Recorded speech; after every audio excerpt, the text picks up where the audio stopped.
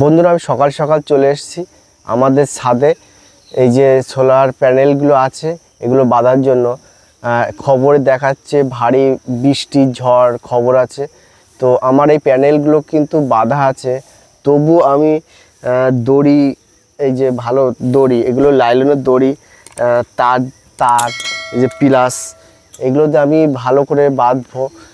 যেহেতু ভারী বৃষ্টিপাতের খবর আছে, ঝড়ের খবর আছে, তো সেই জন্য তো আমার তো বাঁধতেই হবে ভালো করে, আমার তো সেভ রাখতেই হবে। আমি 4 বছর আগে যখন প্যানেল নিয়েছিলাম তখন 8 ভার ঝড় হয়েছিল, তখন থেকেই তো আমি সোলারগুলো ব্যবহার করা শুরু করেছি। এর আগে তো আমি জানতামই না সোলার সম্বন্ধে। এই যে আমাদের এখানে যে 22 দিন যে কারেন্ট ছিল না, সেখান থেকেই কিন্তু আমি সোলারের ওপরে আমার মন গিয়েছে।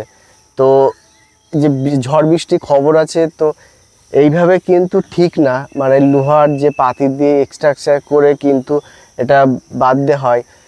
তা আমার তো সেটা করা সম্ভব হয়নি, তা করব ভবিষ্যতে কোনো সময়।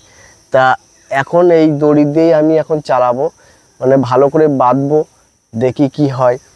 আর তোমরা সবাই ভালো থেকো, সুস্থ থেকো। তো আজকে এই পর্যন্ত, পরে ভিডিওতে তোমার সঙ্গে দেখা হবে। Bye bye.